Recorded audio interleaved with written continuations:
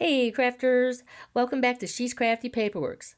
Today we're going to explore different brands of alcohol inks using assorted techniques on a variety of surfaces. Alcohol inks are perfect for creating stunning standalone artwork or beautiful backgrounds and focal points for your card making. I'll have 10 cards to showcase how these designs can be a fun addition to your card making process. So let's get to it. But first, don't forget to like and subscribe for more crafting fun.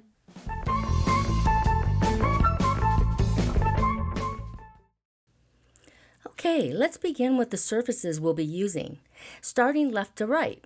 The first one is distributed by Ranger's Tim Holtz line using Dura-Bright material. This is a polyester coating that provides that non-porous surface that is needed for alcohol inks. It's a thick material and the black color is super rich and dark. The Pixis brand is made of polypropylene and is noticeably thinner and less pigmented than the Dura-Bright. The glossy cardstock I'm using is from scrapbook.com. I got this recommendation from 17 Turtles, and I like that the paper packs come in black and white and the overall weight of the cardstock. Another alternative to this is glossy poster board, which you can sometimes find in dollar stores. If you've seen my other videos on alcohol inks, you'll know that I also use the backside of photo paper because it is also a non-porous surface. But I find with this surface it is best to keep it well saturated with isopropyl alcohol or blending solution. Finally, a staple in alcohol inks is acetate or acetate-like products. Alcohol inks are vibrant and versatile mediums that thrive on non-porous surfaces. To achieve the best results, it's ideal to use isopropyl alcohol in the 90th percentile range as it provides stronger blending and saturation compared to the more readily available 70th percentile variety. While 70th percentile isopropyl alcohol does work, it generally lacks the effectiveness of the higher concentration. I'm also incorporating blending solutions from both Ranger's Tim Holtz line as well as U.S. Art Supply for more dynamic effects. It's crucial to pay attention to the containers used for these liquids. Never put blending solution in a spray bottle. Aerosolizing the solvent can be hazardous. Instead, I prefer a fine point bottle for precise application, allowing for better control over the flow and ensuring a safe crafting experience. Most of my alcohol inks were purchased on Amazon, with the exception of my Ranger Tim Holtz ones. Those were purchased from Simon Says Stamp. You can buy them individually. You can find them in a lot of different craft stores sold in bundles. And they're also in craft stores for, I think, 3 in a pack. The Laramie one is new to me, but it was a large pack of different colors, and this one, the GR DZ Plus, I purchased that separately because they are all metallic colors. And the Sigwang is a very popular, cheap entry level into alcohol inks, again purchased on Amazon. All right, now we're ready to begin, and I'm going to start by laying down a little bit of that blending solution.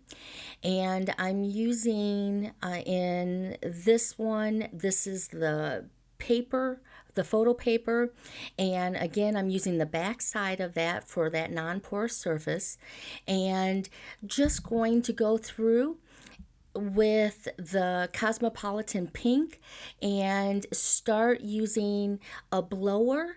You can get this is from the Tim Holtz line, and you can pick this up at Joann's if you still have a Joann's by you, or Michael's. You can also get it online, but this blower tool helps me move it around.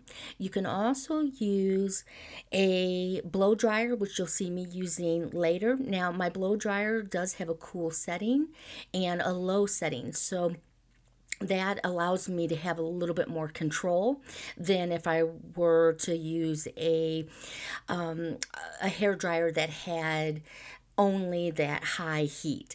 The heat is going to dry it, and you have to work quickly because alcohol evaporates quickly.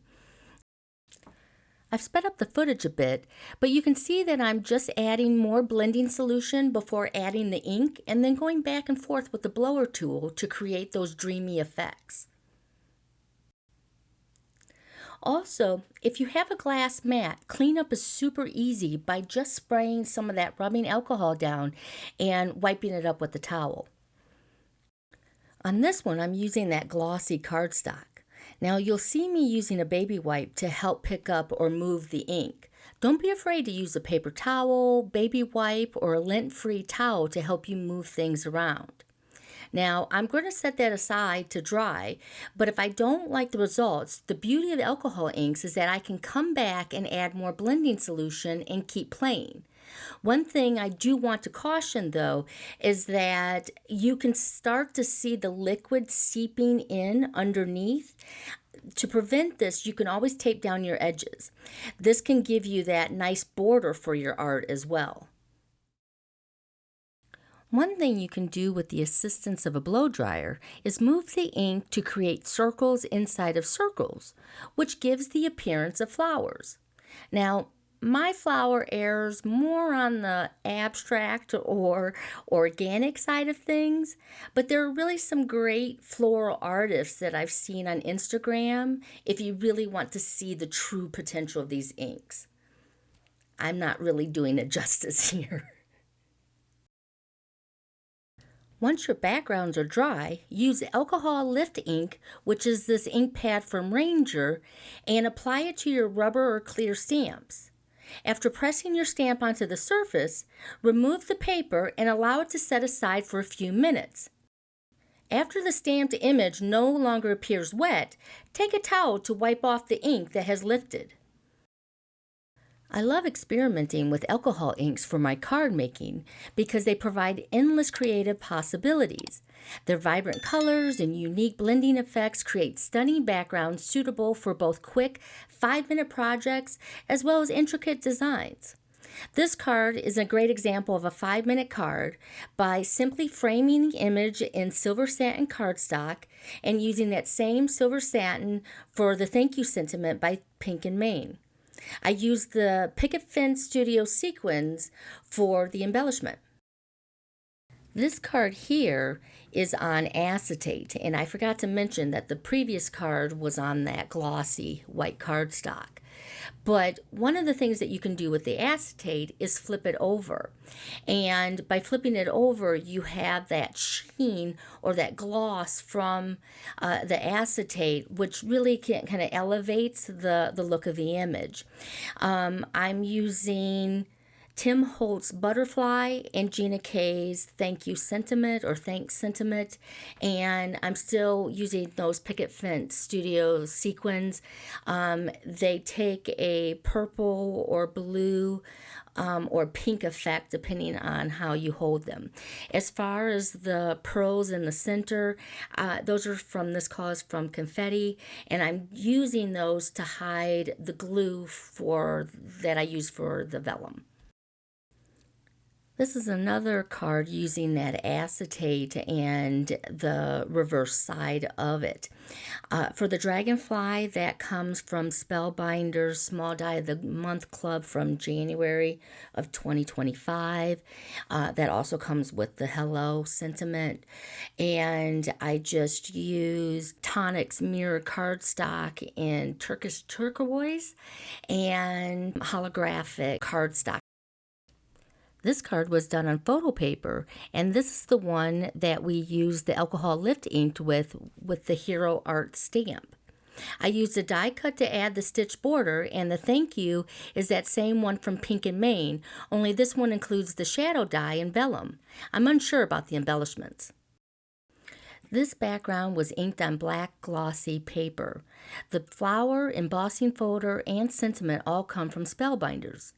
I wasn't sure about this card, thinking it looked a bit morbid, but I looked up the symbolism of black flowers, and they can mean strength and resilience, and since then I felt a lot better about it. This card was created with photo paper. It was the first one we made.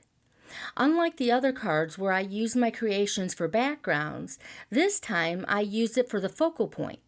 I use Spellbinder's balloon numbers and C9 sentiment, and the cardstock is also C9 in Sweet Pea. Okay, so hear me out on this one. Is it a perfect rose? No. But what's the fun in playing with these inks if you're only going to accept perfection? So I had fun with it, and I turned that acetate into a shaker window with white seed beads.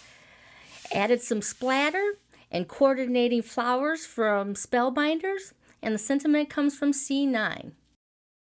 This card was done on glossy cardstock. I wasn't sure if my white Distress Oxide ink was going to adhere to the background, but I didn't have any issues. Before stamping it, I used embossing powder to cover the area. The daffodil background stamp comes from Simon Says Stamp, and I used Ranger Ultra Fine embossing powder in white. The daffodil die is also from Simon Says Stamp. The sentiment is C9. I have both of those propped up on 2mm foam tape. This card was done on the Tim Holtz Durabrite paper, and its grungy, rusty effects were perfect. So I ran with it, and I pulled out some of my Tim Holtz Ideology ephemera and distressed mica spray in antique bronze. The sentiment comes from C9. I then took a blending brush with some leftover brown ink on it and grunged things up a little bit. I finished off with clear water drop beads. The background for card number 10 was done with the black Pixis paper. I splattered that with Distress Spritz in Salvage Patina. The sentiment is another Concord and Ninth product, as is the Eucalyptus cardstock. Well, thank you for joining me today. I hope you enjoyed exploring the versatility of alcohol inks. Each creation is a unique work of art and inspires endless possibilities. Don't forget to experiment with your own techniques and let your creativity shine. Have fun with it. Be sure to like and subscribe, and I'll see you next Saturday. And until then, happy crafting.